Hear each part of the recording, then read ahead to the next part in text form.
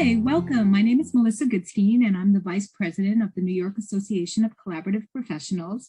And today I'm so pleased to offer episode 2 of our collaborative chat series and welcoming Catherine Canadé to our program. So Catherine is a collaborative attorney.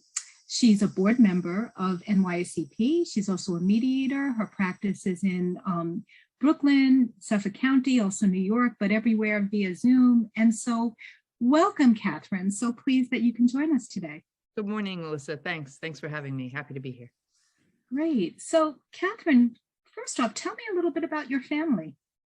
I was born in Bay Ridge, Brooklyn, the oldest of 3 children. I have 2 younger brothers. Then my parents got divorced. My father remarried. And so I added 2 stepbrothers. Wow, a large family. And Catherine, where is your accent? You're from Brooklyn? I am, but I lived away for a very long time. So I lived in Singapore, London, and in California. So I think I took the edge off a little bit by being away so long. Wow. So interesting. So Catherine, can you tell us why you became an attorney? I was an English major in college and I really wanted to work in advertising, but my mom encouraged me to go to law school. So in case I got divorced like she had, I could take care of myself. And of course, her words proved to be prescient. I got divorced and I have my own mediation and collaborative law practice now. Wow, that's awesome. Interestingly, my mother gave me the same advice. You know, okay. Get a law degree. You never know when you could use it. You need to be independent, and moms are always right? That's right. My experience. So what made you interested in collaborative divorce? Can you speak to that a little bit? Yes. So as I mentioned, I got divorced and I wanted to use mediation as my process, but that wasn't the right process for my spouse. So I researched collaborative online. I had just heard about it, but I didn't really know what it was. I wasn't working in the field at that time. And I ended up writing my own parenting plan, and we didn't use a family specialist. I basically did that work for us. And then being a collaborative client, it really gave me good insights into being a better collaborative attorney now. Wow, that is so interesting. It's so interesting when you're on the other side and having it really informs your work. Yeah, definitely. Can you speak to a little bit about who your role models were when in entering this field and just in your career? Yeah, I mean, giving back to the community is very important to me. And this came from my mom, Angela, the one with good advice. One of her jobs was working for the Guild for Exceptional Children in Bay Ridge. It was helping people with Down syndrome. And my children volunteered there in high school. And my younger daughter, who just graduated from college, volunteered there for a nonprofit class she had. And they just offered her a job. So we're continuing that through multiple generations. The legacy continues. Is Angela still with us? Is she still alive? No, I lost her in 2010. Oh, I'm sorry, but she would be so proud. That's so, thank you. Wow, that's really awesome. Yeah. So just to pivot a little bit, I am always curious to get to know people about like what they're streaming. What are you streaming right now, Catherine? It's a series called Pachinko. It's a Korean series about the occupation of Korea by Japan. As I mentioned, I lived in Singapore and I have 2 daughters that I adopted from Vietnam. So Asian culture is a big part of our family life. Wow. Well, I didn't know that. So do you like to cook? Is there, do you cook, Asian, or what's your influences, and do you have any signature dish? Yes, certainly we do cook Asian and Italian. My background is Italian. We call it East meets West in the house. So growing up, I always chose chicken cacciatore as my birthday dinner. And then I made it for my children, and now they make it for the family and for their friends. Oh, that's so wonderful. It's so nice to have a tradition like that. Do you think you can share that family recipe, or is it guarded? Or No, I can. People are happy to. That's great. And East Meets West is like a series with Ming Tsai on PBS. And I've never seen that. Yeah, it's really fantastic. So you might like that. I'm going to make a note of that. Yeah, it's terrific. Great. Getting back to,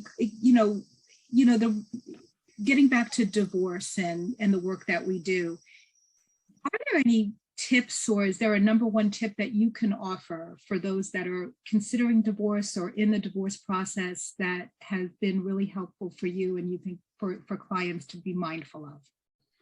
So often people want to get the process over with because it can be painful. but I would say slow down, think about what you want your divorce story to be. Don't rush. You may make decisions that you'll regret later. You want to be able to look back and feel that the outcome was fair enough for everyone, and you were as civil and respectful as you could be under the circumstances. Well, that's a good recipe, segueing to the cooking that I had. It's always, you're in charge of those ingredients and controlling the outcome, and the narrative is yours to create. And that's a great advice, Catherine. So also in the work that we do, it is so draining. It's really, you're dealing with a trauma that many families are going through, and having, that experience yourself. What do you do to, relieve the stress of the, and unwind off duty? Yeah. So every day I try to take a midday lunch break and try to break up my day and take a breath. I walk my mini dachshund. His name's Paolo. He's a little athlete. Okay. And I get outside, get some fresh air and exercise, and I listen to podcasts. I'm learning Italian right now, so I listen to some Italian coffee break Italian at lunchtime, and I listen to some audiobooks as well.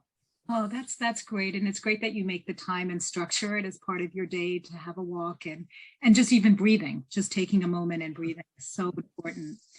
Wow. So getting back to NYACP, is there a memorable NYACP experience that stands out in your mind? Well, a few years ago, we had a social event on a boat in New York Harbor. It turned out I heard about that. You didn't come. You weren't there. No.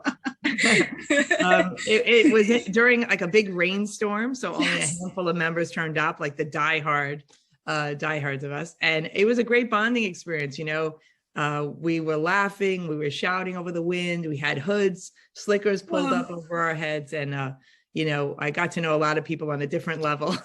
I could imagine.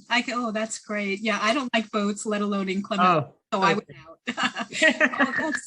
That's great. That's really fun to bond and have that shared experience. And that was a few years ago. So to be memorable, forward, present, that must have been because it was so different. Yeah, we have a lot of cocktail events, and we have a lot of pleasurable picnics and so on. But that one stood out. I can still see it in my mind's eye. It's fun. That's awesome.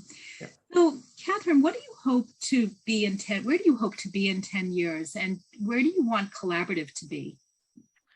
Oh, I love what I do, and I hope to still be doing it. And I hope by then Collaborative is as common a process as mediation is.